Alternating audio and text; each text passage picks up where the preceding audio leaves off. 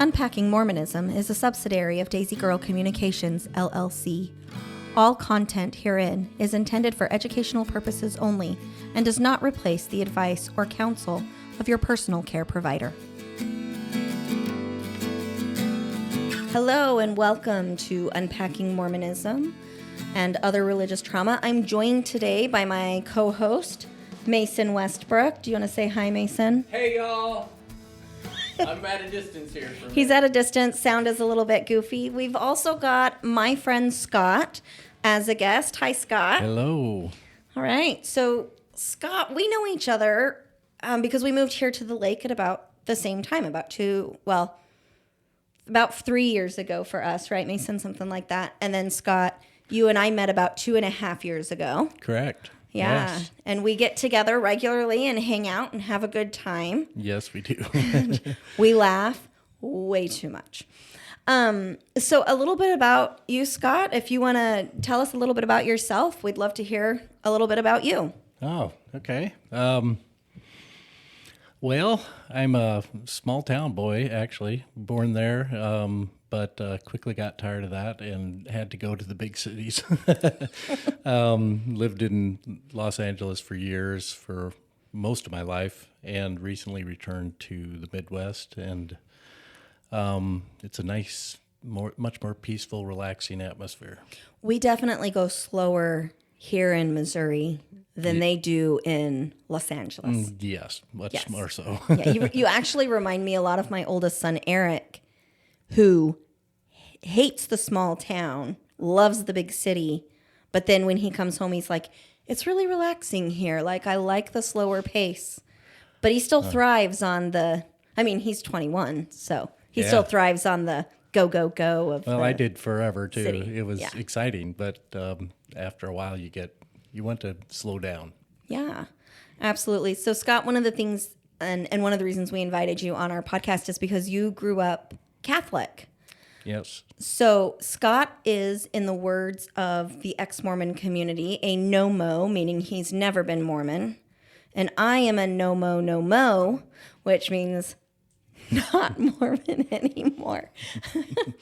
No longer Mormon. I hope everyone heard my snort on that. Yes, Mason snorted. All right, and Mason and I are sharing a microphone. I actually told him at the end of today's recording we need to buy that third microphone so that way we're not sharing, because we've been married 23 years and we don't share very well. So our intention today, we're going to talk about boundaries. We'll talk a little bit about some comparisons between the Catholic Church and the Mormon Church, the Church of Jesus Christ of Latter-day Saints, also known as the Mormon Church, about some of the boundary issues there. And our intention for today is to talk about the purpose of boundaries. So boundaries are meant to be self-protective, but there's a huge misconception out there that we utilize boundaries. We can say, oh, well, my boundary is, and we'll make a statement of what my personal boundary is with the intention of controlling somebody else's behavior. And Scott, you and I have talked about this a lot. Yes. Since we met, a lot of time of our friendship has been talking about boundaries. Yes. How to set them, how to enforce them, or try to. And it's interesting. I've had quite a experience lately that fits in with this discussion perfectly, especially with respect to control. I was recently dating somebody, and I'm not a person that likes to date more than one person at a time. So I set a boundary that if we were going to date, it had to be exclusive, because that's what I wanted. Right. And I want to add that in no way, shape, or form, in the time that we've talked, there's no judgment for people who prefer open relationships or relationships outside of that monogamous lifestyle. But for you, monogamy works. Yeah, I best. I like monogamy. I don't want to operate a different way. Absolutely. But it's fine that other people do. It's okay. Yeah, absolutely. I agree with that. I think that if you're operating in a open relationship or a hookup type relationship or swinging relationship, as long as it's consenting adults, and as long as people are honest, I think it's that honesty piece that really comes in, that you have to be transparent and upfront about it in order for it to work. And when you're not upfront about it, there's going to be lots of feelings of betrayal, which can actually lead to what we call betrayal trauma. Mason and I actually were talking about that last night. Do you remember, Mason, at the football game that we went to last night? We talked about affairs of somebody that we knew. And do you remember? You're looking at me like, wait, I don't remember. Do you remember now? I'm getting it up down now. Yeah, I'm remembering what you're saying. There's an up down going on my head here. So yeah. And Mason, what did you say yesterday? Do you remember, or do I need to tell you what you said yesterday? I don't remember what I had for breakfast this morning. You're gonna have to cue me in. All right, I'm stealing the microphone back. So one of the things, Mason, that you and I talked about was that need to be honest. So whether you're in an open relationship, swinging relationship, whatever, that it really comes down to honesty. Do you remember now? Yeah. Yeah, I remember now. And just to state my own opinion there, I have my own ideas about what kind of relationships are healthy for people, but ultimately that's not my choice. But we do know that if you can't be honest in whatever relationship you choose to do, it doesn't typically end very well. So what I hear you saying, Mason, is that for you personally, there's a morality thing here, and that you do not feel that open relationships are morally appropriate. But if somebody chooses to engage in that, you would still value honesty? Yeah, absolutely. And if they want to make that their style of relationship, they're going to have to be honest in it too. Otherwise, at some point in time, things are going to fall apart, because you can't develop trust in a relationship if you're not being honest. And relationships don't go very far if there's not trust there.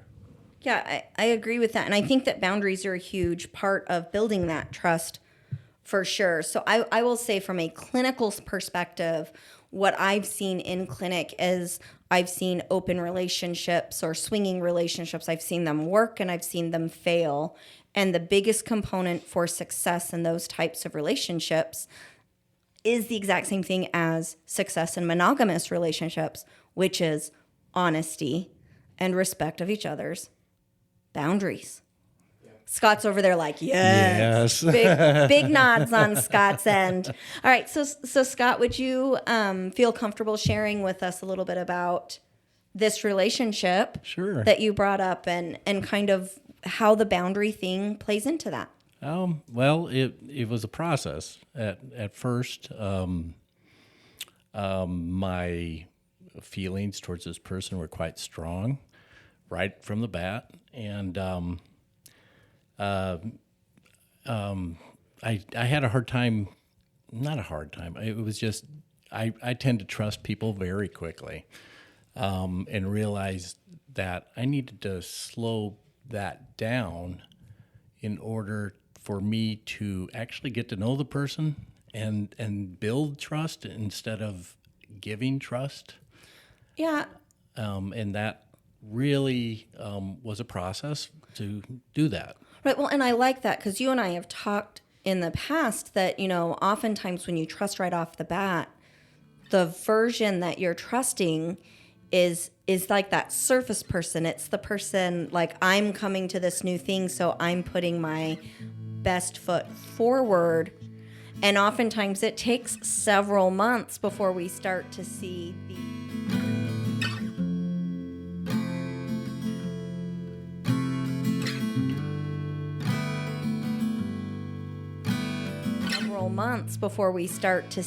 the actual person underneath the, I'll use this, like if when I'm at a fancy dinner, I'm going to do my hair, I'm going to do my makeup. I actually just did this for my branding photos. Somebody else did my hair and my makeup and my clothes, and the lighting was perfect. And I'm telling you, those photographs of me look amazing. I wish I looked that good. Thanks, Mason. Mason's over here catcalling at me, right? I wish I looked that good every day, but the reality is I don't. Right. And I think for humans, it's the same thing when we're building trust on somebody. Those first few months, what we're getting is the hairstyled professional makeup with the lighting and the professional photographer. Like that's the product that we usually get in the beginning. And it takes a little while for the mascara and foundation and hair to frizz out and wear off and no Photoshop. And Well, we're not, it's a natural thing. We all want to be liked, and it's not to deceive anybody, but we want to show people the best parts of us, and because we want to be liked. We want to be accepted. And I love that you said it's natural, because you're right. It's completely human. There's nothing wrong with putting that best foot forward. Right. But for long-term relationships. Yeah, for long-term relationships, you need to be able to take your time and actually discover the person, who they are, and whether that works with you. Yeah, absolutely. I love the word discover. Well, and I think that sometimes people will latch on to parts of this. We were talking about this yesterday. There was a podcast with John DeLynn, John Larson, and Kara.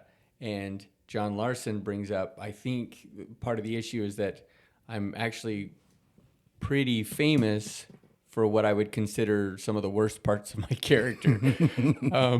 And so you might start a relationship and that person latches onto a piece of you that they see that isn't really your best piece or most authentic piece. And sometimes we end up holding on to that maybe a little bit longer because, hey, that's what they liked about me, instead of saying, whoa, like, wait a second, that was not who I was trying to be, and it's not who I am. Yeah, that's a little piece of me, but it's a small piece. It's not it's a little corner part of the painting, not the full frontal piece of who I am. And that can be difficult. Yes. So just to plug in, since you referenced that episode, that was Mormon Stories, episode 1660, Why Do Ex-Mormons Appear So Angry, with John Larson and Kara Burrell. And I want to say that, Mason, you and I are actually going to be doing a podcast to respond to a question that they raised on that episode. But just for our listeners, where John Larson talked about being most famous for the part of his characteristic that he feels like it's his worst side of himself. It is in that episode. And I'm going to say that is one of my absolute favorite John Larson episodes of all time. Probably number 2 after the How to Build a Transoceanic Vessel, which is after that. Yeah, you and I were talking about that the other day. What was the name of that? Oh, gosh. Show? It was Expanse, I believe, where Expanse. They had kind of a reference to that in that. Yeah. It's a mini series on TV. Yeah, well, and you and I were talking about it because you don't know anything really about Mormonism or the Book of Mormon, and you started telling me about it, and I was like, dude, that is totally the Nephi story from the Book of Mormon about building this vessel and leaving Jerusalem to come to the Americas. And I wrote down that television show. I have yet to watch it, but yeah, we had a good laugh over that when we came up. Yeah, I liked it. All right, so tell us a little bit more about this relationship. Squirrel. Well, it's been quite a couple of weeks. The relationship started running into trust issues. She didn't trust things about my history with my ex-wife, because my ex-wife was in contact with me still, even though there's no way I would ever go back to her or want to be in a serious relationship with her again. Right. You and your ex-wife are definitely in a platonic state, doing your best to be friendly and friends, civil. But not civil. Sometimes civil. But yeah, you guys are attempting to honor the friendship, correct, from the relationship, and not hang on to the but it's platonic. Things. It is purely platonic. Yeah. And I don't blame her for not being comfortable with that. That's fine. Mm-hmm. It was one of her boundaries. She's like, well, I've been in relationships like this before, and that is not something I'm comfortable with. Yeah. So I agreed that I would cut off all communication, because this person was more important to me than continuing contact with my ex-wife. Right. And it was something that I didn't feel like I had to be persuaded. I was not going to hang on to it as something that I would resent. I was gladly accepting that boundary. Right. Because I wanted to honor her need for trust and safety. Right.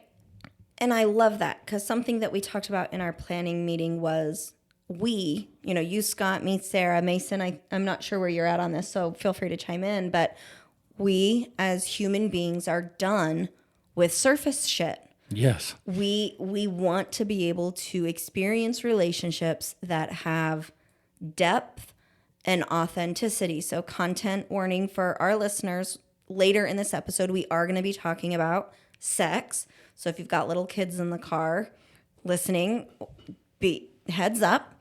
We are going to talk about sex, so you might want to push pause and do this a little bit later. But yeah, there's that level of, I was fine with honoring this individual's boundary to not have contact with my ex-wife because she was more important to me. Developing this new relationship was more important to me than honoring the relationship with your ex-wife. And I think it's important for our listeners to know you do not have any children with this ex-wife. So we're not talking about no contact with the mother of your children. We're talking about you guys can have that clean break and there's no harm to children from that relationship in doing so. I want to make sure that that's very clear, as a lot of people are going to be like, wait a minute. But yeah, no children. So no contact is an appropriate request. If there had been children involved, your response to this individual's, so Pam, right? We've said that we're calling her Pam. This is not her real name. We want to protect this individual's privacy, but Pam, if there had been children in the relationship with you and your ex-wife, you might have had to establish or adjust those boundaries so that you're not harming the mother of your children. Or my children. Right, or your children. Yeah, absolutely. All right, keep going. Well, but that triggered an interesting chapter in our short relationship, was that the trust issue came up, and I could tell what I discovered with this person is that she'd been hurt. Yeah. Badly, like a lot of us are. Absolutely. And that just the mere fact that there was a possibility that I would go back to my ex-wife scared her to death. And understandably slow. Yes. Understandably so. So. Not slow. Yes. But it also caused her to lash out at me.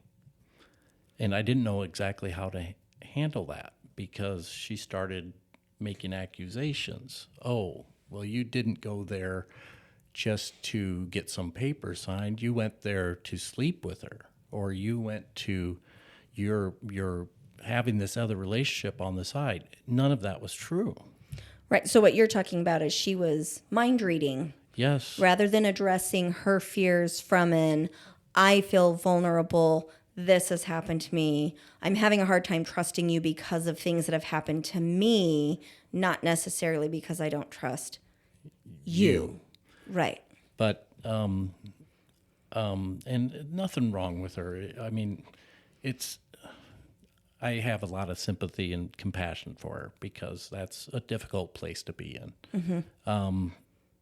But what happened was I started feeling attacked and not respected. The way she was communicating with me, I felt was harmful. It was taking away trust, because I didn't know how I didn't want to be treated that way. Right. Can you say a little bit more about that? Because you said, what I heard you say is it started taking away trust. I'm understanding that as her behaviors started influencing your ability to trust her. Correct. All right. Can you say a little bit more about that? Yeah, well, what I discovered was that her lack of trust in me was really a projection of her own inability to trust, if that makes sense. It was, Oh, yeah. And it started causing me concern because I was like, well, this is a generalization, but it's a term I came up with. It seems to be the cheater is always worried about somebody else cheating. Yes. I find that to be very true in my clinical experience, that usually somebody who is living inauthentically to themselves, so I'm cheating and I'm not being honest with my partner, there tends to be a lot of inner turmoil. Correct. And that inner turmoil can come out in lots of different ways. And one of those ways that you've identified is kind of that paranoia that somebody is doing that to them. And I'm going to speak personally. I've kind of brushed over this, so I will, own this in this podcast. It's something that Mason and I will really flesh out in a future episode after my book comes out, because my book covers this a lot. But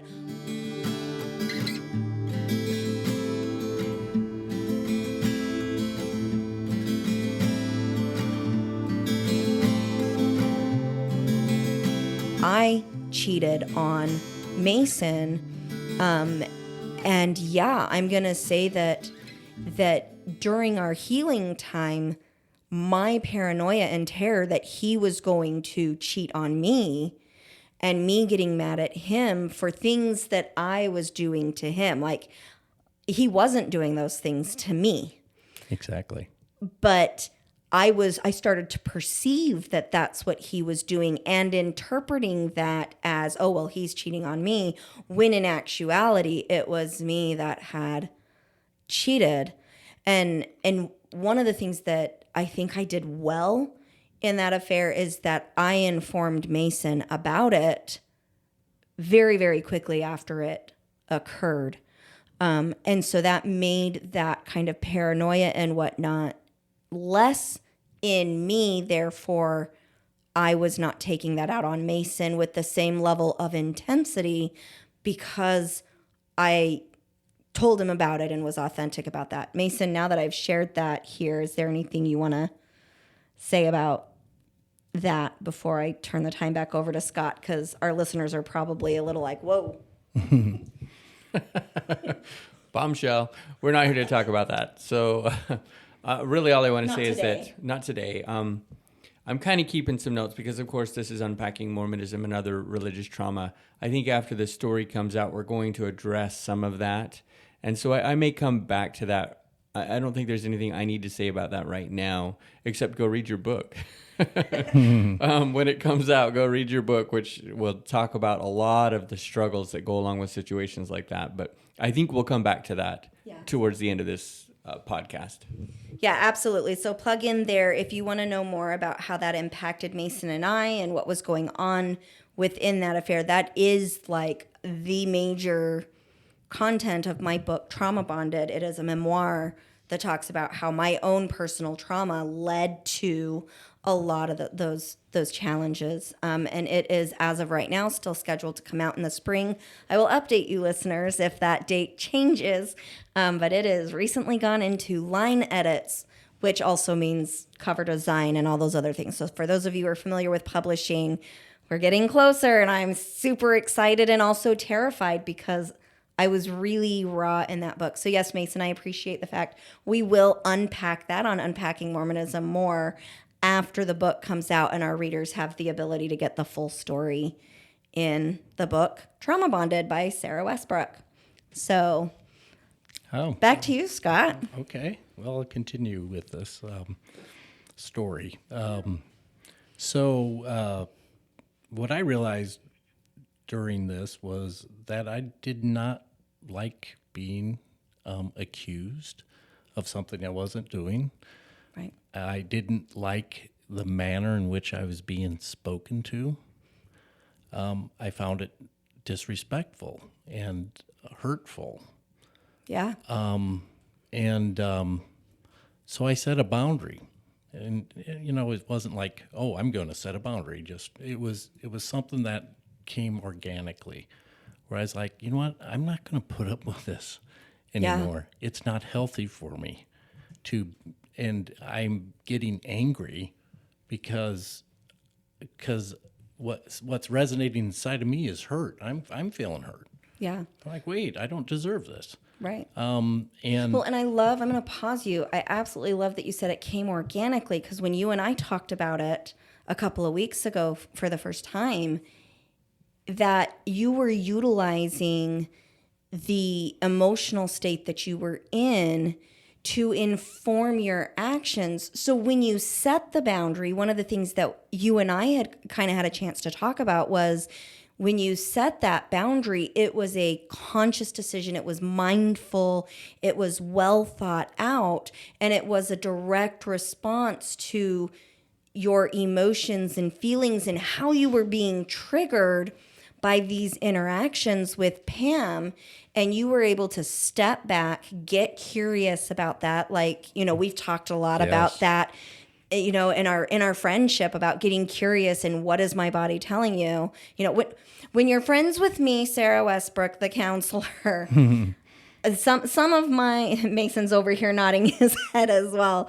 I am a counselor, and so even in my friendships, I will oftentimes, Mason, your nod is cracking me up. I will oftentimes, still teach my friends a lot of those psychoeducational pieces. And I was really proud of you because you took the time to be informed by your internal experiences.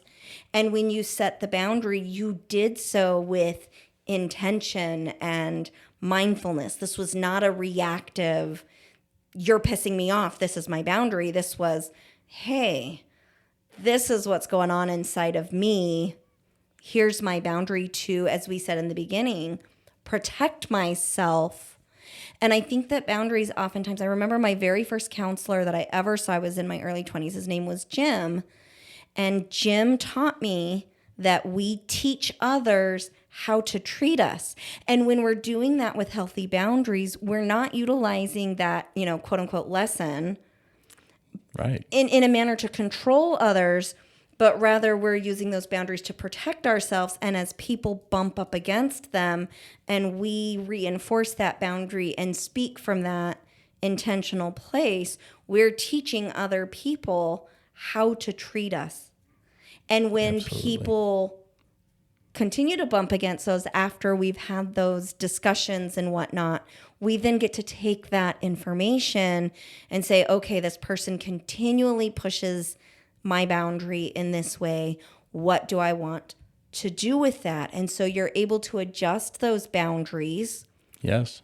Based on how you want your relationship to go, but you're doing so from an informed brain space rather than a reactive brain space. And I was so proud of you. Like, it was like, yay, and hugs all around and whatnot. Mason, did you have anything you wanted to add to what I just said? I think the only piece that I want to bring out there is that, and you kind of said this, but I just want to call attention to it, is that boundaries can be fluid, right? One day you're like, this is where my boundary is. And the next day it might be. And I think the reason I want to bring that out is because, again, in religion, we oftentimes will equate boundaries almost like country boundaries. Like, this is the line, this is the U.S. and this is Mexico, and we're not changing this ever, right? It's not like that. It's not a morality boundary almost. Like in religion, a boundary is, well, you don't have sex before marriage, period, end of sentence, and big consequences if you do, right? So it's almost like they're saying that rules and boundaries are the same. Right. And I'm not saying there's not a space for rules, because there is a space for rules, but they're not the same thing. So boundaries can be fluid. Today, I'm not dealing with that. Well, now let's talk about it, and the boundary might move a little bit, because that's relationships are fluid, right? We're different people every single day sometimes, and so the boundaries can move and change and grow and all that stuff. So you said that, I just kind of want to call attention to that fact. Yeah, I wanted to bring up one other thing too, is that it's not necessarily just a mental decision. I was actually really informed by my emotions on this one, where I was angry, I was mad, and but I was able to recognize it as, okay, what am I mad about? Oh, I'm mad about somebody disrespecting me or somebody treating me badly. And I had to really process it for a few days and go, okay, yes, I was angry, but it's like a combination of integrating your emotions and your mind to inform you. Right. And what you're talking about, Scott, is in my field what we call primary and secondary emotions. And anger is almost always a secondary emotion, or think of it like a shield or a protector of another emotion that's vulnerable. Correct. And so for you, what would you say the primary emotion was that made you feel vulnerable?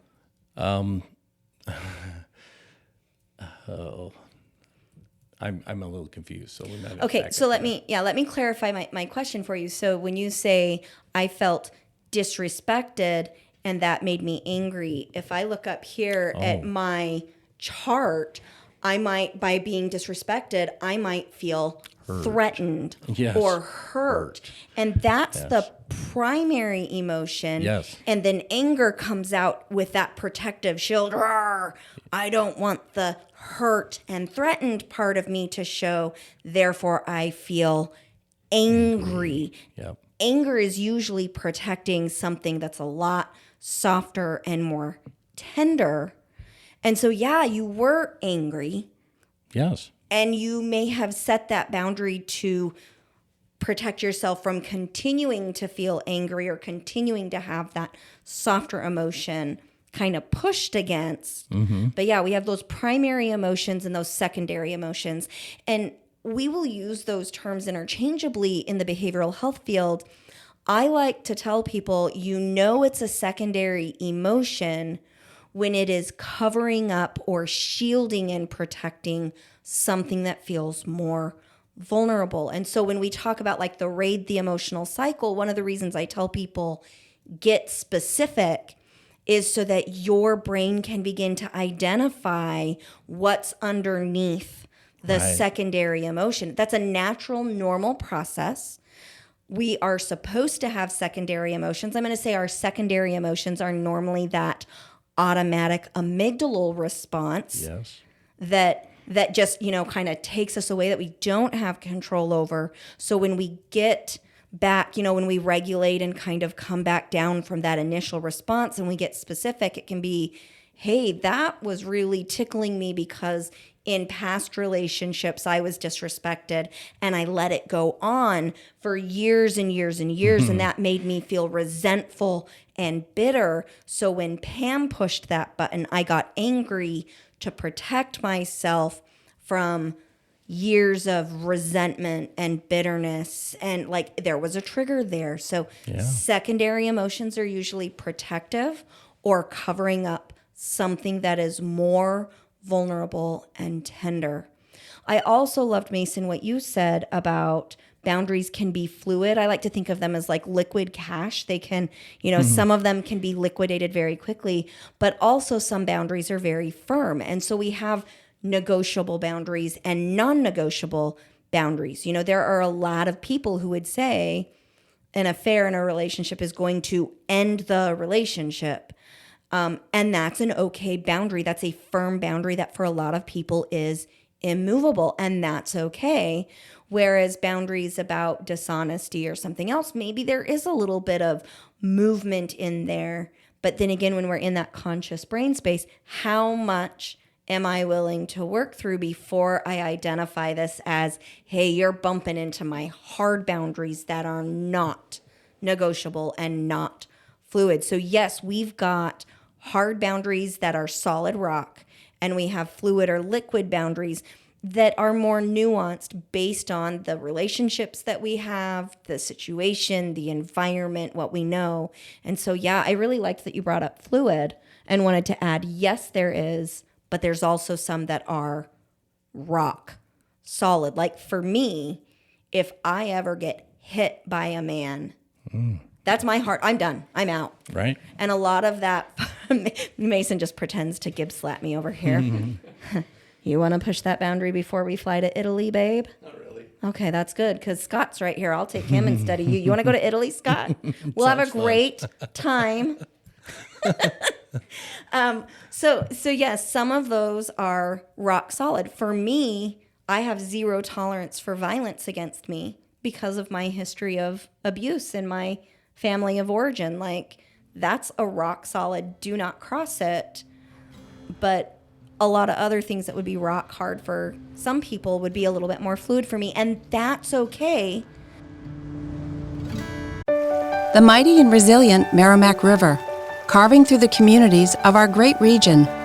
My name is Linda Lorden, proud president of Merrimack County Savings Bank, and like the river that serves as our namesake, we're a constant yet ever-changing presence. Because to us, it's bigger than banking. It's about powering communities and putting people first. It's about knowing where you came from and where you're going. That's Merrimack style. Visit us at themerrimack.com.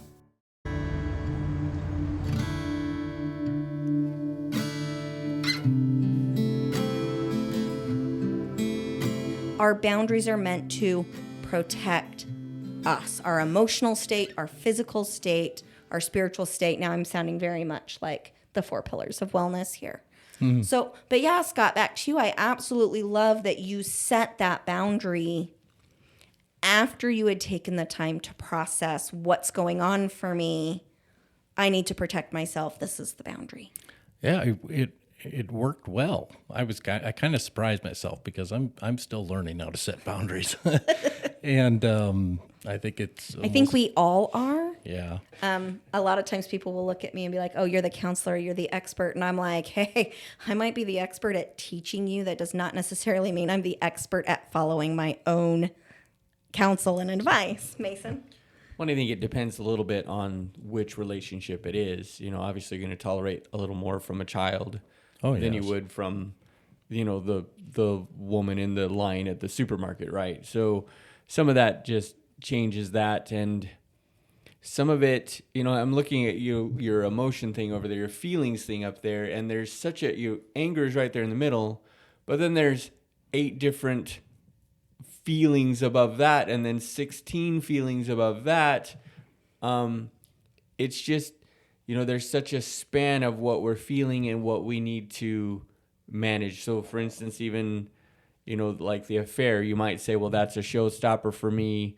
And so you step away from the relationship, and then you might later on down the road go, but that still really matters to me. What can I do about it? And you might choose to heal with that person over just walking away. Right. And you may not, but it's a hard stop for you in something has to change right now in this situation. Whereas other boundaries are not going to be like that. They're going to be, okay, let me check myself, right? Well, let me check. This is not how I want to get treated.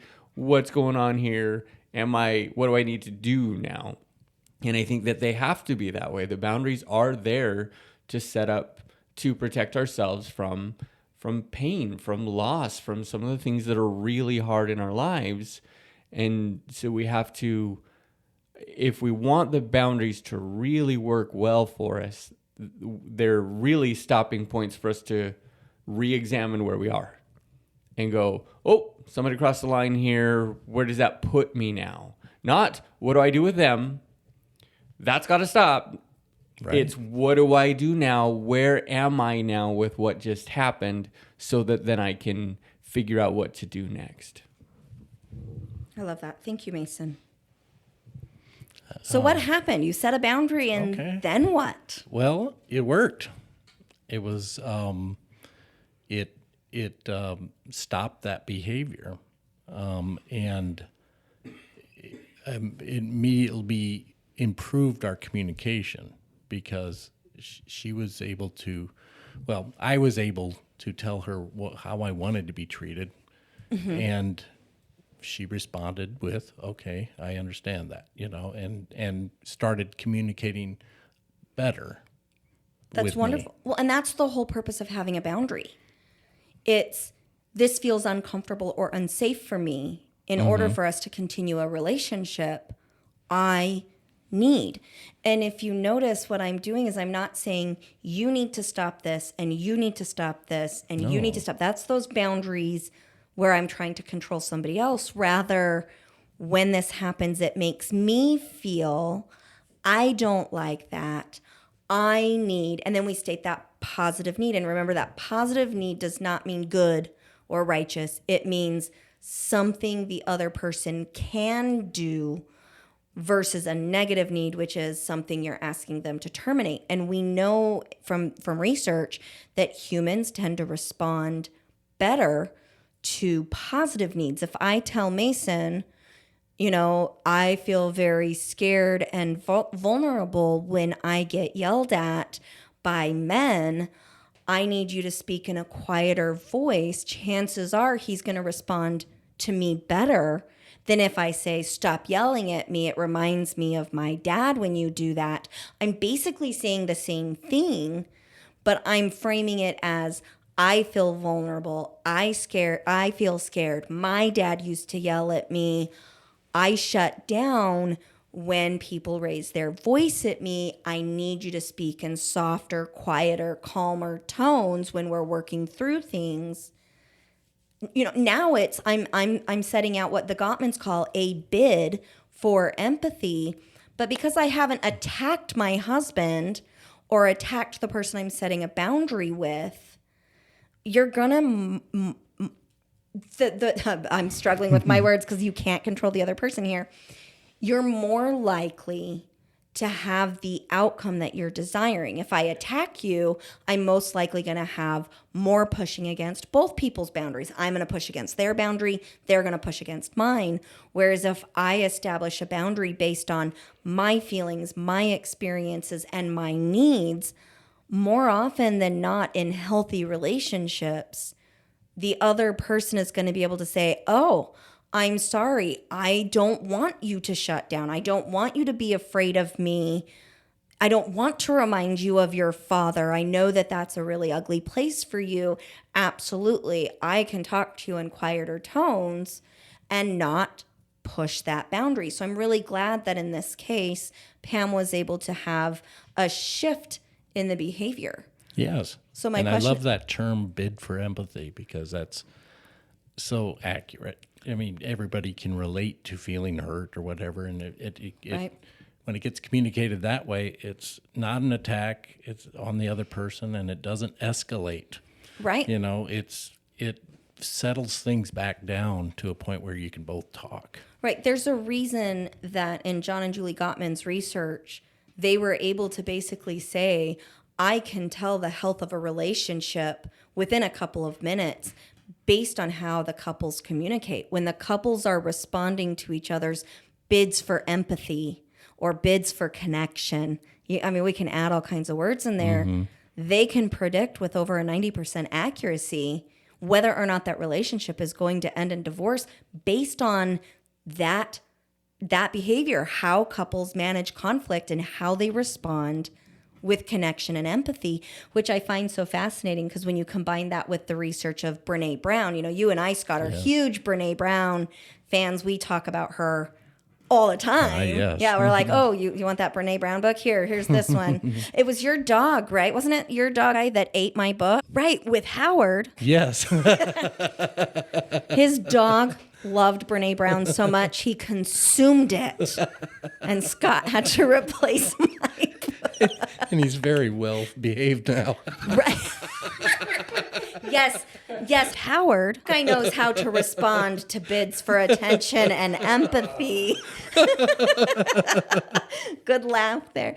But yeah, the Gottman research goes right in and feeds right into Brene's research, which is on that Maslow's hierarchy of needs that we've talked about in the past, that when you feel connected and like you belong in the relationship, yes, you're less likely to get overpowered by your shame gremlins. So this is a huge process that, Scott, as you're telling your story, this is unfolding right before your eyes. And I love that you can connect those dots along the way, because we all struggle, myself included, in being able to do that as the situation is unfolding before us. I'm going to give you a huge compliment, Scott. This take it as you better take it, okay? And that is, this demonstrates a very high level of emotional maturity or high emotional IQ. Thank you. You're welcome. Mason, you tapped me, so what do you want over there? Gosh, make it. Oof. I love the fact that oftentimes, so you set the boundary, you brought it up with her. I don't know what she was thinking or her response, and maybe you can describe that. But oftentimes when that happens, that person will go, if they're in the right emotional maturity level, they'll go, that's not what I meant to do.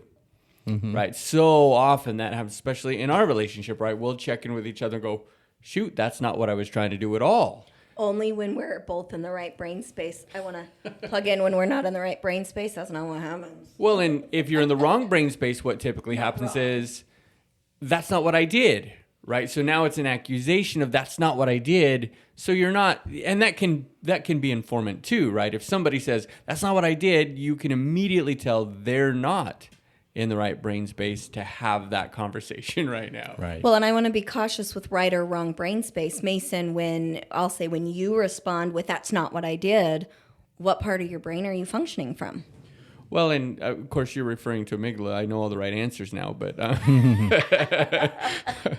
and I don't mean to say right or wrong brain space, but if you're in what I mean is the right brain space to have that conversation. So it's not a right or wrong brain space. It's that you can immediately recognize, okay, whoa, hold on. I need to back this off, or we need to talk about this at another time. She, he, they, whatever, they're not in the space I need them to be in to be able to hear what I have to say. And so that's what informs us as we say, whoa, hey, what you're doing really makes me feel attacked. It makes me feel as if you don't trust me. And they might go, holy crap, I can see that's what I was doing. That's not what I meant to do. But that only happens when you're in the brain space to have that conversation, to be informed. Yeah, absolutely. And I would just say, are you in your frontal cortex? Yes. Or are you in your amygdala? And what are your tells for being in your amygdala? Mason, one of the things I know about you and what I heard you say is when I say, I didn't do that, that's a solid indication that you're in your amygdala. And when the boundary...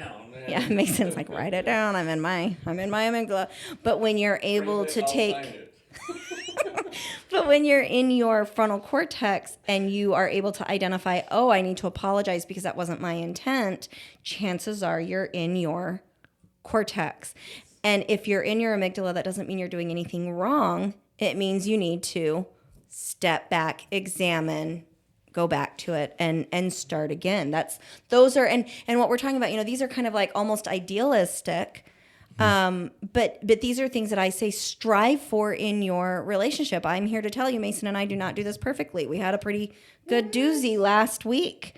That was because we were both talking in our amygdala, and it took us a good 24 hours before we were able to resolve that. So, yeah, absolutely. Which come back to sometimes boundaries are a little bit fluid because when it's followed up, when you push against those and then it's followed up by that effective apology, hey, we've got a little bit of a different outcome. Yeah. So what happened next, Scott? Well, this is like a 6-minute story from Scott. That's going to take an hour and a half. I like those kind of stories. I'm a counselor. This is how I roll. I think it's great. Well, it actually it took all kinds of twists and turns, but what ended up happening was we had a good talk, a week later. And by that time I was in a space where I wanted to know where this was going. Mm-hmm. What did she want? What did I want? Are you talking about like the longevity of the relationship? Yeah. Yeah. Because, it's something that everybody wants to know. It's like, is there a future here? Do I want to invest more time into this? Right. And I had an interesting thing happen to me. One of my boundaries with her was I'm exclusive with you. And I expect you to be exclusive with me if we're going to be in a relationship. I do not want to be looking over my shoulder or wonder who else is taking your attention from me. Or so you set another boundary of, yes, I would like to go further, and if you're up for that, I need exclusivity at this point. We've been Correct. Casual dating and then more serious dating for this length of time. I'm ready to make sure we're exclusive. Is that Right. accurate? That is accurate. Okay. But there's an additional twist on it that I didn't discover until a day later, was that my need to be exclusive was coming from the wrong place. I was in fear of losing her. I wanted to feel safe. And so my demand for exclusivity was, in fact, a control mechanism. I was trying to, in essence, control her behavior. And it wasn't, I don't want to say it was the wrong thing to do. It's a boundary that if I'm going to be in a relationship, that's what I want. Right. But I also had to take a step back to a whole deeper level and go, well, why do I want that boundary? Right. And it was for safety. Well, and I love that, because most people are going to say there's nothing wrong with having a boundary of being exclusive. But what you're saying is, yeah, I know that. My intention at the time I stated it was possessive, Correct, and controlling, rather than I'm ready for this. Are you ready for this? Are we willing and ready to move forward? And so you can state a very healthy boundary for you in that amygdalal brain space, or in a possessive brain space. Like, you can do the right thing. Well, and I don't like to use right, even though I fall into it, because I don't want to make this a moral thing, but you can have a healthy boundary that works for you, stated and employed with an unhealthy intention. And so your ability to kind of check in with that is very, very beneficial. Well, and even though it initially came from a spot of insecurity in me, I still realize that boundary is very important to me. I want safety. I want to feel safe in a relationship. Right. You still want exclusivity. I still want exclusivity because I don't feel safe with somebody who isn't right. exclusive with me. So it's still a good boundary for me. Yeah. But I had to check in as to where it's coming from, and now I can recognize, oh, I have a need for safety. Right. And that's good. That's okay. I'm going to honor that need with other relationships, because that's what I need. So how did that statement of a boundary from an intention that is not authentic for you, how did that affect the relationship? At first, it was met with acceptance. From her? From her. Okay. Yes, like absolutely. She wanted the same type of acceptance and safety from me. And it actually created a space of much more deeper, a deeper closeness. Okay. Really deep. So Like, stronger connection. Much stronger connection. I mean, it was immediately. I Right. could see a complete shift just by looking at her, and the way she looked at me and the way I was with her. It was magnified. It was beautiful. It was a wonderful feeling. That's wonderful. But then, what happened is the fear gremlins took hold of her. At least that's my opinion. Right. Your perception That's is my perception is she that, got triggered by something. well, and I don't blame her. It's, she's been in some tough relationships, and so have I, but realized that being exclusive at this time was not right for either one of us. It's not healthy for either one of us, because we both had tended to jump into relationships and as a need for safety, wanting somebody to almost like save us. Right, You know you're what I mean? talking about unhealthy attachment styles, Yes. kind of that codependent Yes. And characteristic within the relationship. Not that you are codependent, but that the connection you were experiencing began to feel very codependent for both of you. both of us. Okay. And the ability to finally recognize that was awesome, because I was like, yeah, you know what? You're right.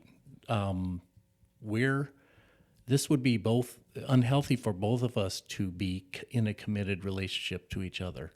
We both have a lot of processing to do before we're ready, really, truly ready to be in a committed relationship. Right. Well, and when you say we've got a lot to process, I'm going to rephrase that, and please tell me if I'm wrong, but we have a lot more individual healing we Correct. both need to do before we are psychologically ready to engage in that deeper level. Because, on that surface level, you're both committing to exclusivity, but then that commitment of exclusivity turns into a triggering moment.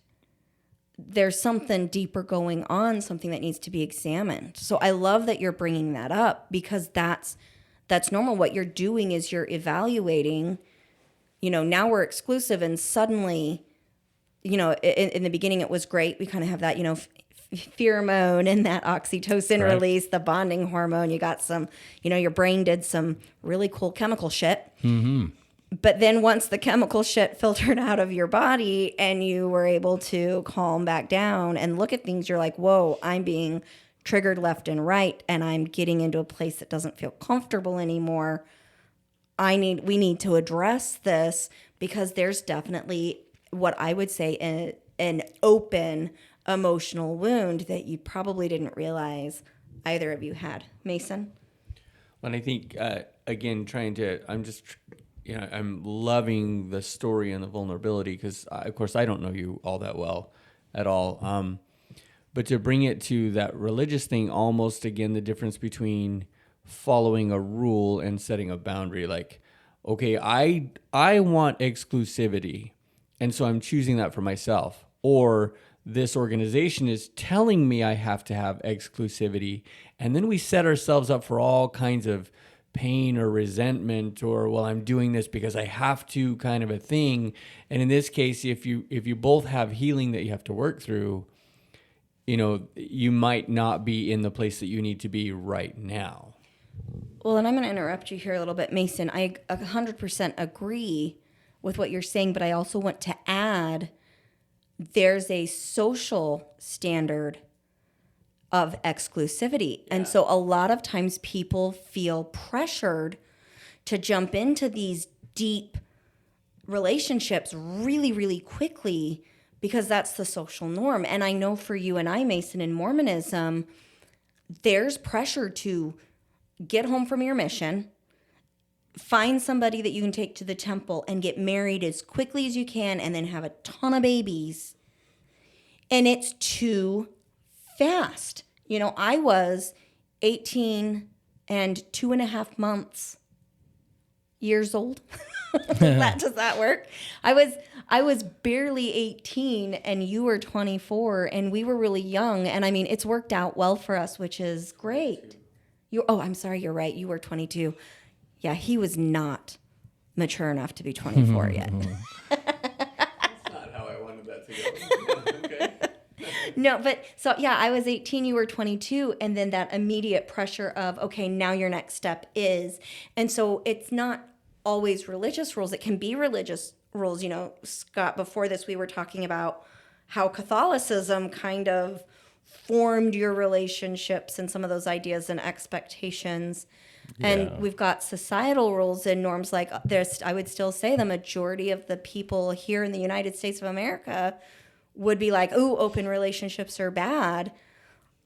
I can say for me, I'm definitely not in a place where I could engage in an open relationship. Exclusivity is also very important to me. However, I can also see how those standards and those norms have us jumping in long before we're emotionally or spiritually ready to do so, because that's what we're quote unquote supposed to do. Mace, did you want to? Okay. Well, and I love that we're getting kind of an example of boundaries as they're set and stuff. And I just want to, again, just call attention to the fact that we can think we're setting a boundary when in fact we're following a rule. Right. Or we can think we're following a rule when in fact we're setting a boundary. And so the nomenclature can be very important, because if we think we've set a boundary, but what we're actually trying to do is control the other individual, that's not going to be a healthy place for us. And so I love that you said that you were able to step back and go, okay, wait a second, what did I do? And then you were able to adjust and get yourself into the place you wanted to be.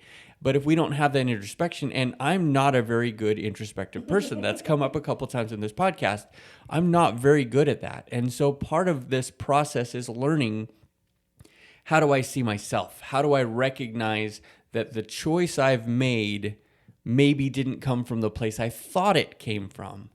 And that's how I build a healthier me. That's how I build a healthier relationship. That's how the boundaries really have the positive impact that we want them to have on us.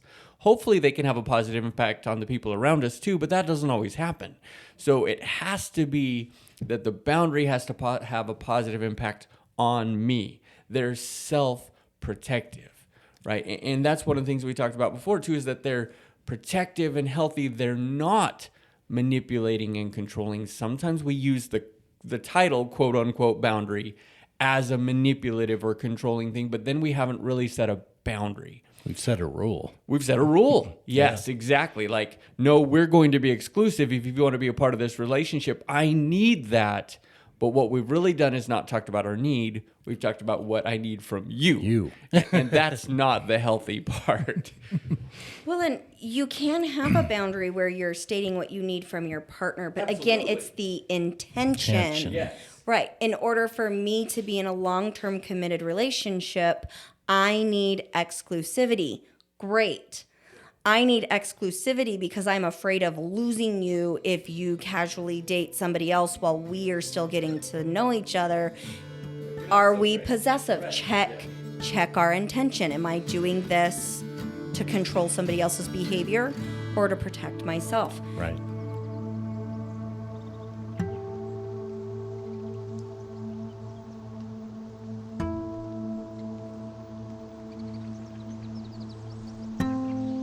All right, Scott, so what else? Well, I liked, there was kind of a segue here into religion and boundaries and controlling rules that I like. You mentioned that I grew up Catholic, which I did. And, one of the big things in Catholicism that was communicated or constantly reinforced by the church was sex is a bad thing.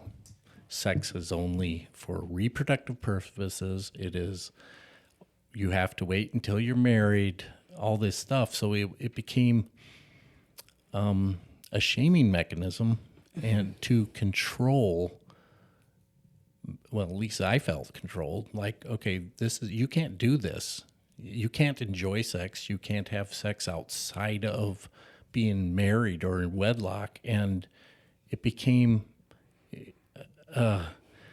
hard to actually explore your own sexuality without feeling like I'm bad. I'm doing something bad. So let me ask you a clarifying question. Would you say then that your interpretation of the standards within the Catholic Church was that even after marriage, sex was a tool and not something to be enjoyed? Would you say that like sexual pleasure within a marriage was also discouraged? Yes. Wow. Absolutely. So Mormonism is very similar in that they have some very strong, and I'm going to use the word rules, not boundaries, about sex, about waiting until after you're married. They definitely teach that it's the most sacred power God has given us because it is what gives us the power of God to create.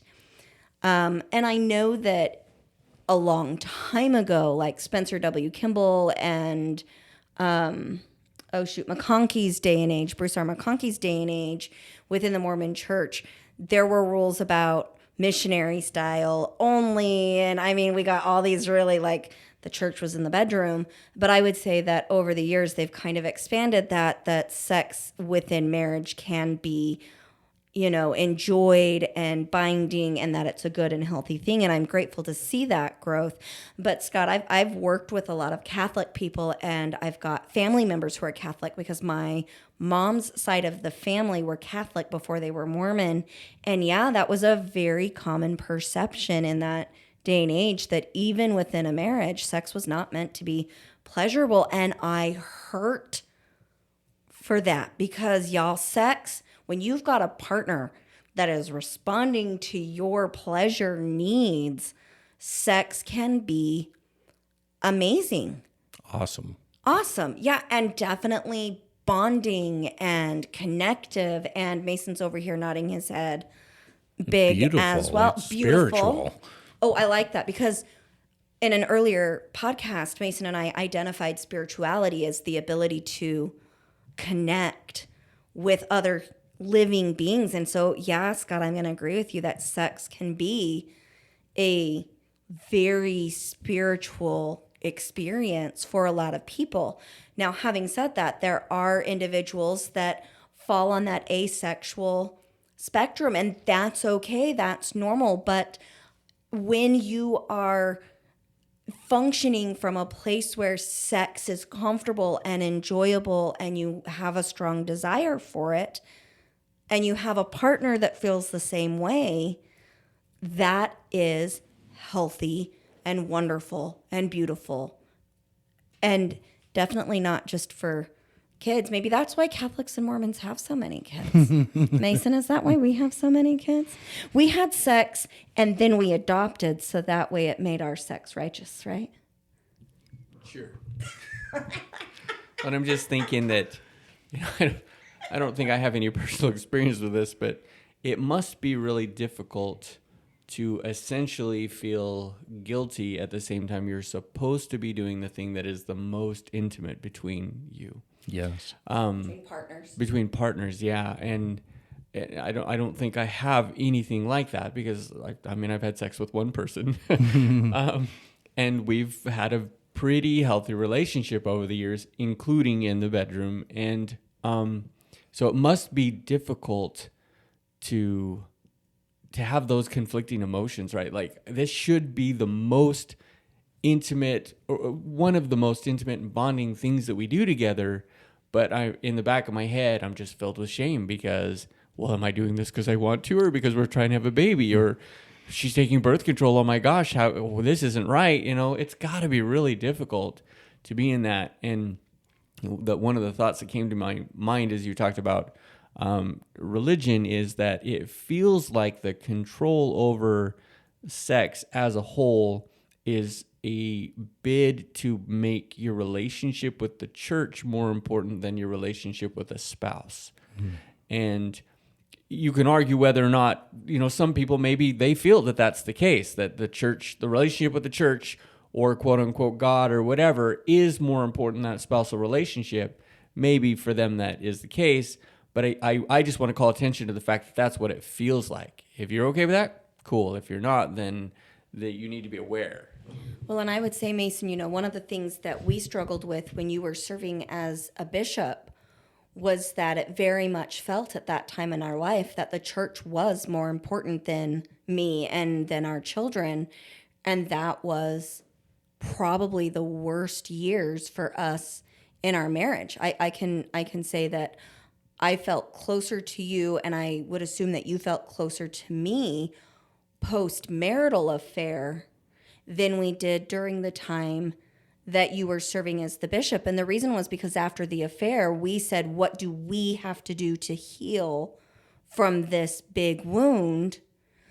Whereas when the church was more important, things were being left behind. We were not able to connect because the church, the Mormon church, took precedence over everything else. And that's a normal thing. That's not you being a, bad bishop or a bad husband or anything like that. That's almost the expectation that when you're serving in those what we call high demand callings, and in the Mormon church, those positions are most of the time lay ministry. You don't get paid for that at all until you're like way up in the ranks of the Mormon church. So those bishops, those pastors, those stake presidents are not being paid, and it's a second full-time job, and that our relationship was really hurt by that because we were not a priority, and as such our sex life suffered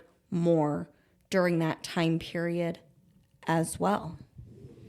Well, and I just want to point out that I never felt like that was the case. Like, I never felt like the church was more important than my relationship with my family. But in a lot of ways, it had become that way.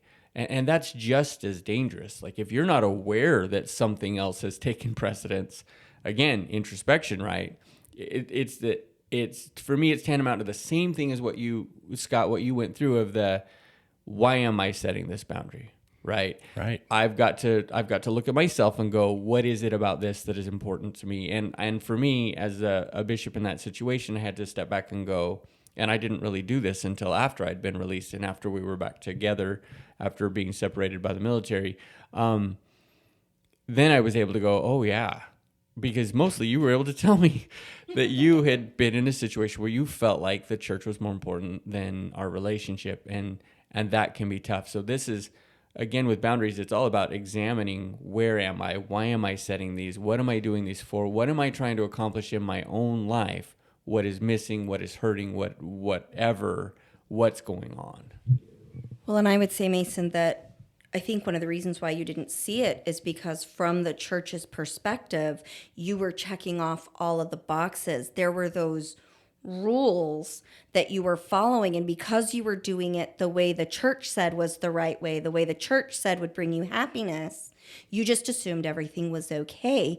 And that's the difference between rules and boundaries, is that the church has these rules, or these, you've got to do this and this and this in order to be happy and get your salvation and all of these other things.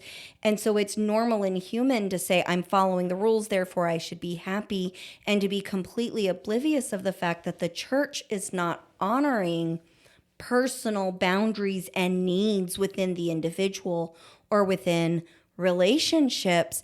And so it wasn't until we were on the verge of divorce, truly, that we were able to go, where did we go wrong?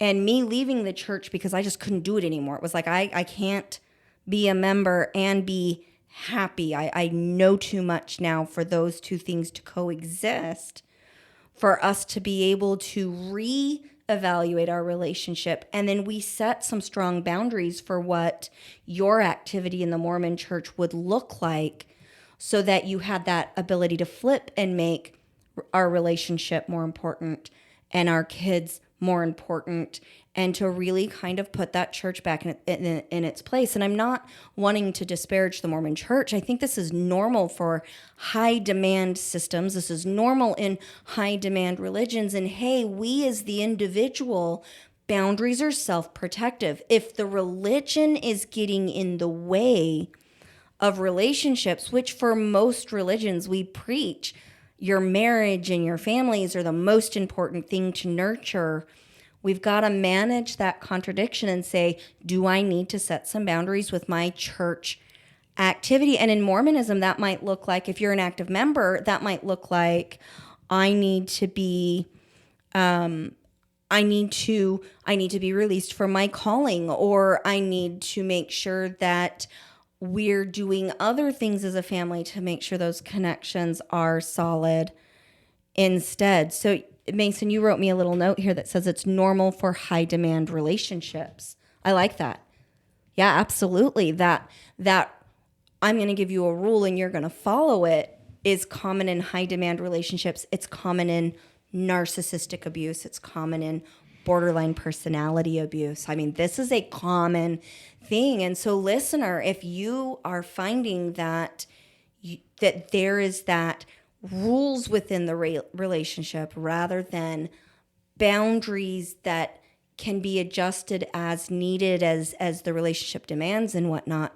Where are you at? Let's do some introspection. Well, I like turning it into an analogy with personal relationships. Your relationship with your religion. It's okay to have beliefs, and sometimes a lot of the religions are there to try and help guide you morally, which is great. And I think I agree with a lot of those morals. Right, when it works well. But, it works well. But we have to create our own boundary with our religion. Mm-hmm. It's like, what about that religion works for me and doesn't work for me? Well, and what I hear you saying is the relationship with the religion versus the relationship with your higher power versus the relationship with your family versus the relationship with your partners versus the relationships with your jobs. Like, most people are managing lots of different relationships. And what we want to see is my relationship with my higher power is not interfering with or creating an unhealthy dynamic in my relationship with the people that I live with. And if there is an unhealthy, we see this a lot in these mixed faith spaces, and I'm more familiar with those within the Mormon church. When it's, I've got this unhealthy boundary with my religion, and it makes it so that I can no longer connect with these important people in my life today because of fear and whatnot. That's a different thing. And Mason, I would say this has happened for me with your family, is that they claim they want a good relationship with me, but in order for that to happen, their boundary is that I'm silent. And that's not a healthy boundary. That's a rule. It's, Sarah, if I want to have a relationship with you, you can't talk about this. I'm going to silence you, and then we'll be okay. If I'm being silenced in a relationship, that's an unhealthy boundary. I need to be able to speak that. So Mason, you had brought up in our planning meeting the boundary that the Mormon Church had given to the youth. Do you want to pull that up and we can talk about that? Or it looks like you pulled something else up that you want to talk about. So I'll hand the microphone over to Mason, and then let's go ahead and hang on. Let me. Mason and I are fighting over the microphone. Mason, I'm going to have you share your thought, and then let's jump into what the Mormon Church is teaching the youth about boundaries. And then Scott, let's jump into that scripture that you brought up in our planning meeting, and we'll kind of close this up after that. Does that sound like a good plan for everybody? All right, Mason? I will give you the mic, but I'm going to keep my hand on it. That's not awkward at all. Actually, I was just going to say that there's a premise for that idea in the New Testament. It says that it quotes the Savior, Jesus, as saying, anyone who chooses father or mother over me is not worthy of the kingdom. And so there's a premise for this idea, but then we have to kind of break it down. Well, what did he mean by that? Does that mean that the church has to be more important than my family? Does it mean that tithing has to be more important than my family, or paying my bills, or those kind of things? We just have to step back and go, okay, what was meant by that? Because I don't think that meant that my dedication to church and organization is more important than my dedication to meeting my commitments with my family.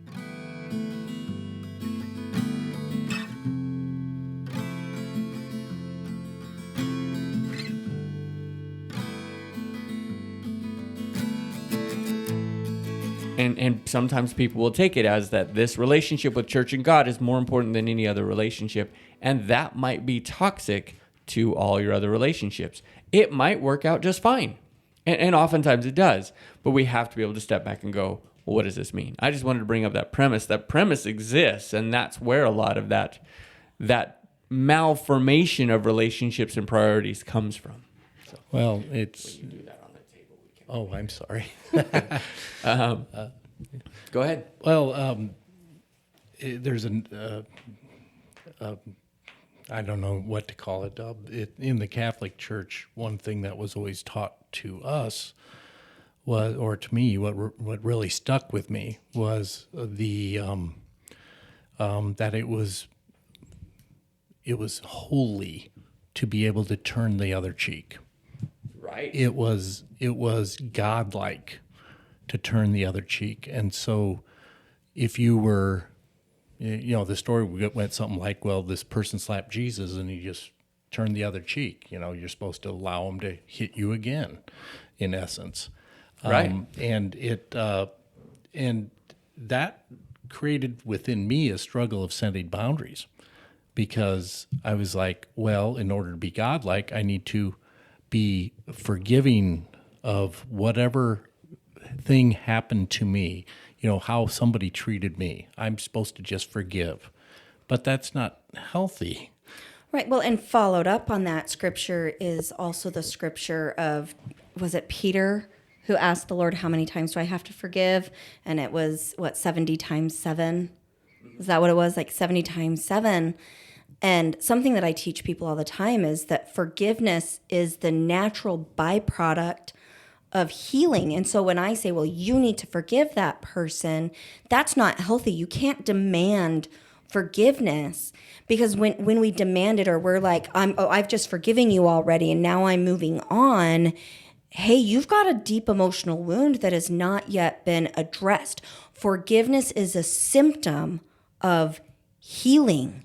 Yes, I agree. And I think within religion, oftentimes that scripture of forgive 70 times 7 leads us to stuff our emotions down and not experience them. And we know that things that fester will erode and eventually they will explode, and it's not a healthy place.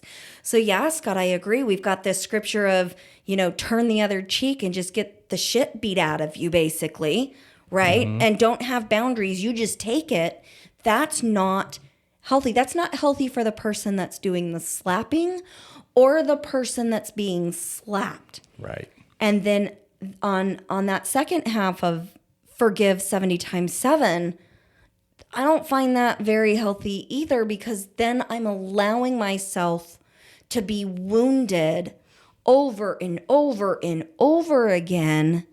And that creates a place of trauma, which will impair our mental, spiritual, physical, and emotional health in a negative way. Our natural man, if we go back to episode number 2, the natural man is informative. It's not an enemy.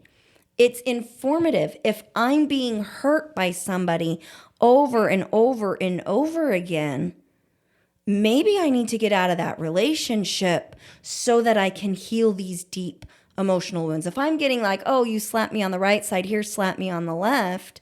Oh, now here's my right side again. That's a toxic, abusive relationship. And I know that a lot of people are going to say, oh, well, that's not what the scripture meant, blah, blah, blah. But that is how we interpret that. I can't count the number of sermons, or, in the Mormon church, we call them talks, where that is exactly what is being taught from the pulpit, is that you just take it and you forgive and you be humble and you be meek, just like Jesus was. And I'm like, Jesus was not as humble and meek as we like to say that he is humble and meek. Not the New Testament Jesus, not the Christian Jesus, and not the historical Jesus. So yeah, boundaries are self-protective. And when people push against those boundaries, let's get curious, let's get informed, and then let's navigate our life in a way that either supports going into, continuing that relationship, or maybe it's time to cut it. I like to call it a spiritual bypass. Because yes, we've talked about that on here. I love that word, spiritual bypass. Because, you could be offended and then just go, well, you know what, they didn't mean it. Or they, that wasn't what they... You're bypassing your own emotions and your own needs. Yeah. Right? Your internal cues Yeah.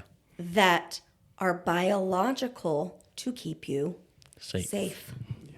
Yeah, and I was going to bring up the fact that we've talked in several episodes about the implied message and the received message. So maybe that is not the implied message. I tend to believe that was not the intended message. Yes, thank you. I tend to believe that forgive 70 times 7 the message was not stay in that abusive relationship, right? Right. I don't think that that's what the Savior intended to say, but I think we'd be foolish to not recognize that that is an implied message, or at least a message that is very commonly received. And so we have to, if we want to be able to examine, we have to look and figure out what that means. Like in the Doctrine and Covenants, it says, I, the Lord, will forgive whom I will forgive, but of you it is required to forgive all men. Well, there again, you're left with this kind of message that could prevent you from setting healthy boundaries and taking care of yourself. That doesn't mean you have to hold grudges on everybody, but it does mean you set boundaries that help keep you healthy, so that then down the road you can forgive when you need to forgive. I can't forgive if I'm in an unhealthy place. Well, and I don't like that message in the Doctrine and Covenants, because now the Lord is, the way that I interpret forgiveness as being a natural byproduct or a symptom of healing, and the Lord says you need to forgive everybody. Like, I can forgive whoever I want, but you have to forgive everybody. That doesn't fit the natural process that... So what you're telling me is I have to heal this wound with absolutely no regards for what caused it. Like, don't command me to heal. Healing is something that takes time and energy and rest, and oftentimes a strong boundary. So I just don't like it. And an antibiotic. Mason says, and an antibiotic. Yes. All right, so Mason, what does the Mormon Church teach our youth that a boundary is? He's looking for it again. He lost it. I didn't lose it. It's right here. All right, he's got it. All right, so, oops, I just messed it up. Oh my God. Fat thumbs. Mine are actually pretty skinny. Seriously. They just tripped over your Mason has this huge, fat, like indestructible phone case because he likes to throw it out of his pocket on accident. And I'm not used to the big, bulky, huge phone. So this is from, Mason, you said this is in the youth magazine published by the church? This is from the magazine that used to be called The New Era, which was targeted at essentially ages 12 to 18, young men and young women. Now it's called, especially for youth, the magazine. Okay, Mormon Church, that's a terrible rebrand. Wow. Squirrel. Okay, sorry. So this says, I'm just going to read it. It says, setting boundaries and building trust. And what is published here says, and this is from, it's called Set Relationship Boundaries from the August 2022 For Strength of Youth, the magazine. Is that what it's called? Mm-hmm. Okay, it's from that. So setting boundaries and building trust. When people understand and respect each other's boundaries, they can trust one another. In relationships, trust is like a bank account where deposits add trust and withdrawals take it away. Here are some things to keep in mind as you build an account of trust with someone. And I do like that they're building this analogy that's concrete for our youth, but the next statement is you own the account. You get to decide what behaviors are deposits, such as respect and honesties, such as respect and honesty, or withdrawals, such as dishonesty, secrecy, or covering up mistakes. And I don't agree with that, because this goes back into the idea that I get to choose and control somebody else. And so one of the things that we talked about in our planning meeting was, I don't like this because no, I do not get to decide what behaviors are deposits. That happens outside of my control. And so I think this would be more accurate if they would maybe use the representation of an investment account. Yes. And, Scott, I felt that was really appropriate because your job works in the investment world. So would you like to kind of take over and explain what we chatted about? Well, give it a shot. Go ahead. I'll correct you if you're wrong. I'm good at that. That's about all I ever do, too. Well, as we discussed earlier, it was you can't control what is being deposited into your bank account. Like, you can't control the market. You can't control the stock market going up or down unless you're, got an awful lot of money and can manipulate things that way. But Right. But you can't. It's going to go up and down, and you can't control it. So you can't decide how much money you're going to make or how much is going to be deposited tomorrow, because you don't know what's going to happen. Right. I love that, because if I'm an investment account, I get to choose who I invest with. And maybe I'm going to give that bank to an advisor, somebody who knows more about that than me. And maybe it's that I'm smart enough with the stock market that I can say, okay, I'm going to invest in, this stock and this stock and this bond. I can choose where I put my money. But once it's in that account, the stock market does with it as it will. And if I start to lose too much money in the stock market, I have the ability to choose to withdraw my funds and place them elsewhere. But me, Sarah Westbrook, I don't have any control over what the stock market does with my money. Just like, Scott, you and I love having conversations over coffee. That's our thing. You've got your coffee, I've got my coffee, and we talk on a regular basis, and it's really enriching for both of us. But I can't control what you do with my part of that. And if you suddenly started to spread the things I tell you in an unhealthy way, it would impede our friendship, and vice versa. You can't control that. But once that's happened, you get to decide what you do with that. And sometimes when you invest your money, if you're like, hey, I don't like this investment, I'm going to pull it out and put it somewhere else, there's a penalty, or you get taxed differently. And that's the same thing with relationships. If I decide to withdraw, I've recently cut complete contact with my family of origin, with the exception of one sister. And I've got some strong boundaries of don't talk about me and don't bring my stuff up with that family. If you do, I'm going to, kind of go silent on you too, because Sarah Westbrook, that feels threatening to me, and I need space.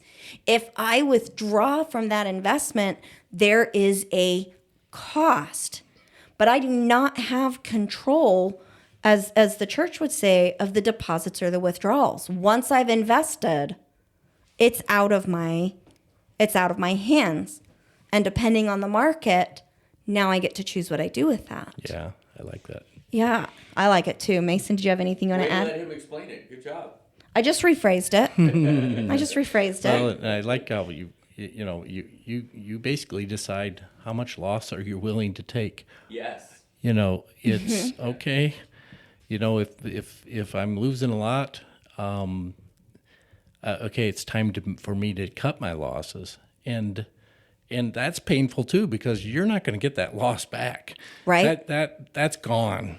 Right. I remember when my son was doing penny stocks and he lost like $3 or $4. He's like, "Oh, I'm getting out of this one and I'm going somewhere else." But it wasn't that big of a deal because it was $3. But when it's $3 million, ouch, for most of us, ouch, maybe for Donald Trump or Elon Musk, $3 million loss in the stock market is like, I'll get that back. No big deal. Maybe that's their $3. But again, I think you can do a lot more with the analogy. Instead of a regular checking account, yes, change that to an investment account, yes, or a brokerage account. It has a lot more meaning at that point that we can really play with. And all analogies have their limits. So I like that the church is making this, user-friendly for our youth, but I think they missed the mark on that one. And I think we all agree. The fact that they're talking about setting boundaries is a very positive thing. Right. I think that there's a little bit too much possibility of self-shame going on with what they're saying. If you say that we're responsible for what deposits and withdrawals happen, well, then suddenly when things go wrong, that's my fault. And I think that's kind of that's a shame thing that we need to look at. But the fact they're talking about them is a positive change. Yeah, I agree, Mason. I think that the church is talking about this in a way that's user-friendly for our youth is definitely a positive and something that's new. Because while they talked about boundaries in what was called the For Strength of Youth pamphlet, when I was there, it was more rule-based than educationally based. So I think that, this has its positives. For me, it's not as fine-tuned as I would like to see, but it's definitely better than it was when I was a youth back in the late 80s, early 90s. The second one they say is clearly define boundaries. Let others know what behaviors build or take away your trust. I agree with that one 100%. I think that's well stated. And again, that reinforcement, talk about it from those I statements. I felt, I experienced, I need, rather than you need to stop. As soon as we start saying you, that's a flag for I'm utilizing a boundary to manipulate and control rather than self-protect. So I do like this, though, that they say clearly define the boundaries. So way to go on that one, in my opinion. The next one is the closeness of your relationships is up to you. You decide how close to be with someone based on your level of trust in them. Relationships can grow when you can see that others are willing to build or rebuild trust with you. And I'm going to say yes and no, but oftentimes trust is a natural byproduct. And as you explore and get creative about what's going on, then you decide. So I want to make sure that we are clear. Oftentimes I think the Mormon church, and Scott, I'll ask you about the Catholic church, it's almost like I'm in charge of the things that happen to me. I know that, like, I don't remember who it was that said being offended is a choice. And I would say, no, being offended is a natural consequence. And I used to actually be like, oh, I choose not to get offended. Great, but I can be offended, examine that, and then choose how I respond. But I'm not going to be able to control that initial emotional thing. That initial emotional response when something happens to me is informative. I need to honor, respect, and do that. And Scott, you were talking about that earlier. When I don't allow myself to do that, I'm spiritually bypassing very important information for my life. Yeah, I agree. It's you need to pay attention to what is going on inside of you, and what you're feeling, what you're thinking, and pay attention to it. And as we've talked a whole bunch of times, become your own detective. Investigate. What is this?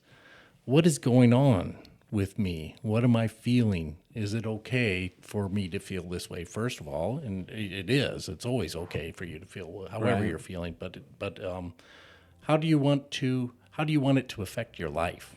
Mm-hmm. You said something earlier in the podcast that I wrote down that I really liked. You said, when we were talking about trust, you said, build it, not give it.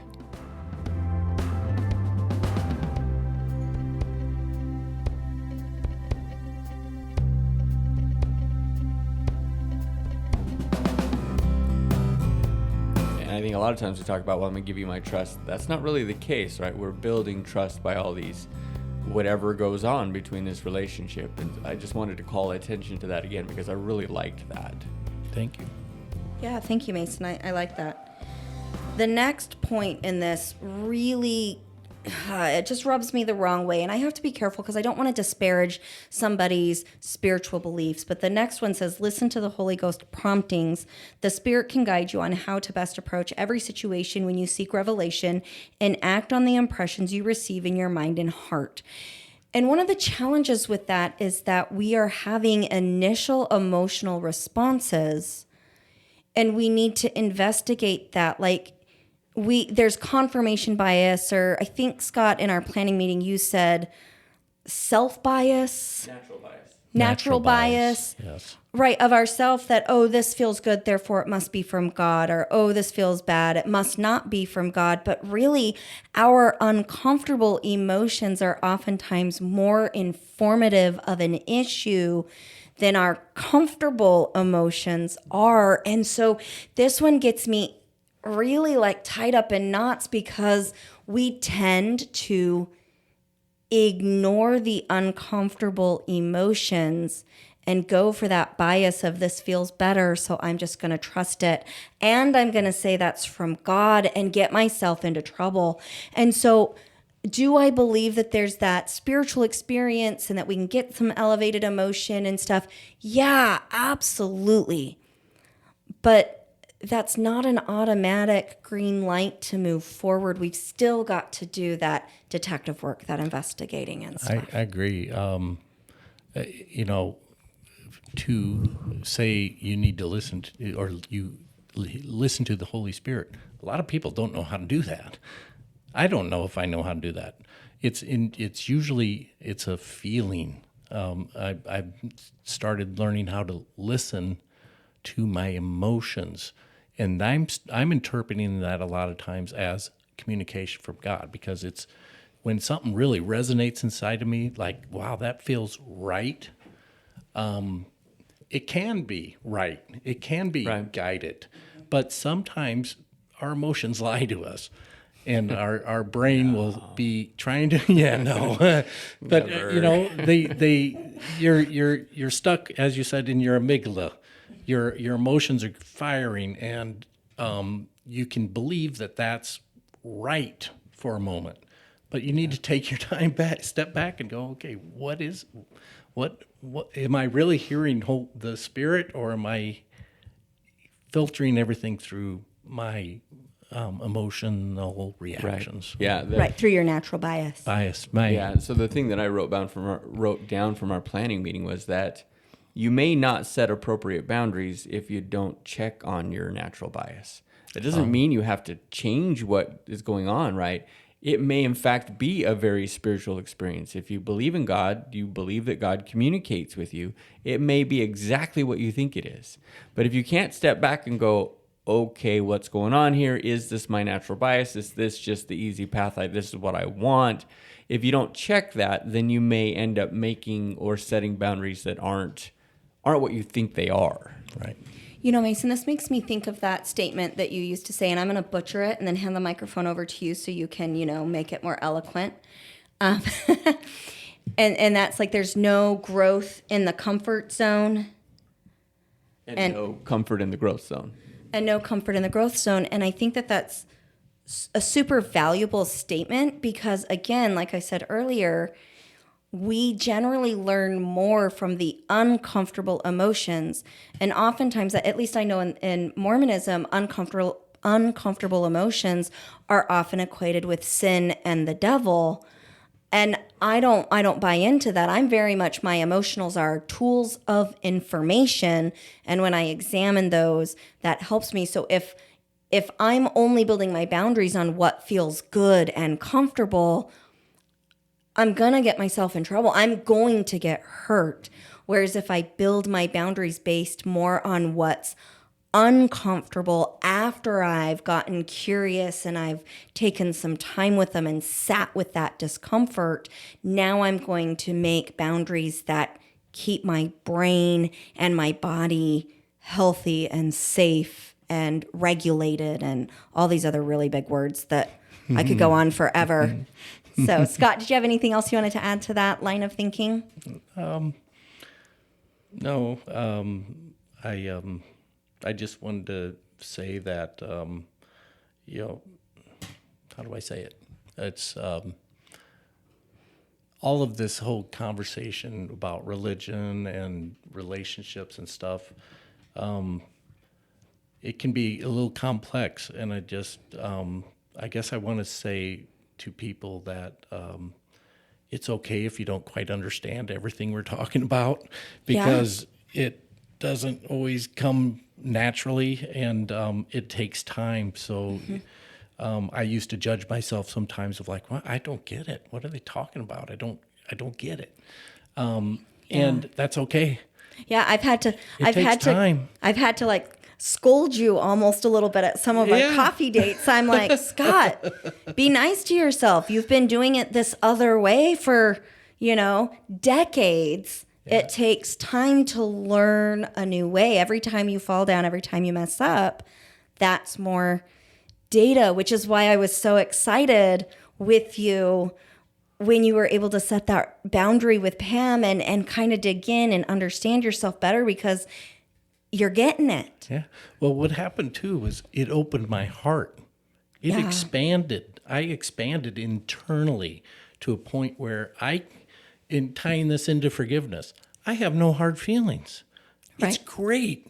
I feel awesome because I now understand what's going on with me, and I can see clearly what's going on with her without it becoming personal. So like the Grinch, your heart grew Totally. till it bursts a little X-ray it really machine. did. We broke up, and I'm happy. Oh, wait, now another bombshell, listeners. He broke up with Pam, but see, I love that because there was forgiveness for the hurt in the relationship because the wound was addressed and healed. Exactly. And that you can see her clearly and that you're walking away from the relationship feeling at peace. And most people don't get that. No. So yeah, I love it. That's just absolutely beautiful. Absolutely. I'm so freaking proud of you. We need to go get donuts or something and celebrate. I'll take them. Yeah. As soon as we end the recording, let's all go out and get donuts and celebrate. Celebrate Scott's success. Steak. I've been craving steak for like a week and a half and have not gone and gotten a good steak. So we're doing that. So You're welcome to join us, Scott, if you would like to, come on and we'll let you and Mason have some coffee together. Well, Mason won't drink the coffee, but we'll let him in on our coffee dates. Mason, I just lost it. Can you bring it back? The last one. I wanted to end on the last point here that the church gives in this little boundary section. I agree with, and I want to add some caveats to that. And so this last one that we'll go ahead and kind of close up the podcast on today is be direct and firm. They say you may worry that you might hurt someone's feelings, but it's important to be direct and firm with your boundaries. Don't say yes to something that makes you uncomfortable. You could offer an alternative that is healthier and more balanced for you, but sometimes no is the appropriate answer. And I love that. I'm going to say, hey, church, you nailed this one on the head. Sometimes boundaries are about saying, no, this isn't for me. And that can be this activity isn't for me, this behavior isn't for me, this relationship isn't for me. That can be used across a broad spectrum of experiences and environments. But yes, be firm and be clear. If you're not clear with your boundary to the person you're setting it with, they don't know how to behave differently around you. And so you've got to be clear and specific. I feel, this, if you're talking about you as you set this boundary, but be clear. If I go all the way back to that example that I gave in the beginning of Mason, I shut down when people yell at me, especially when men yell at me. My specific boundary was I need you to talk to me in a calmer tone without yelling about the things that we disagree about in order to stay engaged. He now knows what he needs to do to honor that boundary. So yes, be firm, be clear, and be cautious with who you're fluid with. I would say, for you, Scott, being super fluid with Pam maybe wasn't the best thing because your relationship was really short. There wasn't a ton invested in it yet. And whereas, you and me, Mason, we might be a little bit more fluid with each other on some things because we've been married for 23 years. We have 7 children together. We have a whole life together. And the investment is greater, right? What I've put into the stock market is greater. And usually when you have more invested in the stock market, you can take some of those hits a little bit better than you can when you've got just a little bit. But also there is always that firm boundary. And if somebody is consistently pushing against that firm boundary, you need to check in and figure out, is it time for me to withdraw? What is my loss going to be? How is this going to impact me? And overall, is my internal well-being better if I completely withdraw and cut ties? Sometimes the answer is yes. Sometimes the answer is no. Scott, did you have anything else you wanted to say before we close up today? Peace to everybody. I love it. I love it. I almost want to make that joke like Miss Congeniality and Sandra Bullock. Oh man, we've been married too long. Give me some nuts right here. World peace. So, Mason, is there anything else you wanted to say? Thanks for being here. Thanks for being here. That sounded so much better than when you were far away from the mic. Thank you again, everybody. We love you. Remember to reach out. Give us a like on our Facebook page or visit the website at daisygirlcommunications.com. There is a link there for everything Unpacking Mormonism. And again, our Facebook page and Facebook group are Unpacking Mormonism and Other Religious Trauma. We've loved this. Thanks so much. Talk to you next time.